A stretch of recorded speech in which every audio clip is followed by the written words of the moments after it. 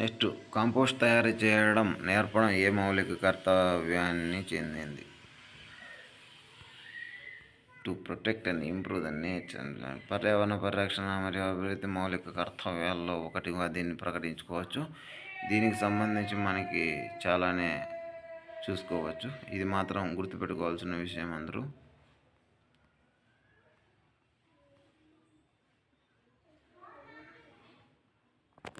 Article గురించి కూడా అడిగాడు ఫ్రెండ్స్. ఆర్టికల్ గురించి మర్చిపోకుండా చూసుకోండి.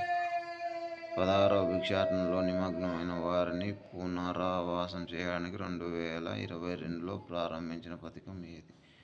స్మైల్ అనేది సింపుల్గా స్మైల్ 75 అనేది గుర్తుపెట్టుకోండి ఫ్రెండ్స్. మీరు నాకు సపోర్ట్ చేస్తేనే ఫ్రెండ్స్ నేను ఏమైనా చెప్పగలను. మీరు కామెంట్ చేయండి పార్ట్ 2 పార్ట్ 3 అని. ఈ వీడియో చాలా రకాలుగానే పెట్టేస్తాను.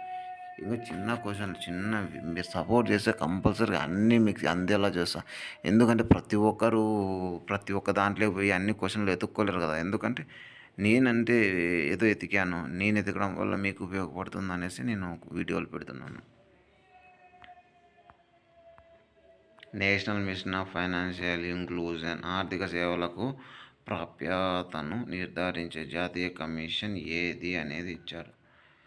ప్రధాన్ మంత్రి జన్ ధన్ యోజన. ఓకేనా. 2014లో ప్రారంభించిన ఈ పథకం బ్యాంక్ అకౌంట్లో రుణాలు, ఇన్సూరెన్స్ అందుబాటులోకి తెచ్చారు.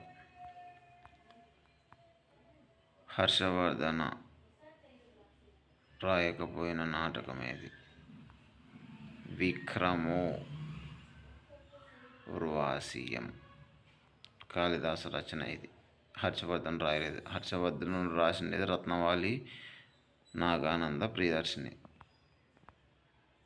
కేంద్రకం లేని జీవులు ఏ కింగ్డంలో ఉంటాయి?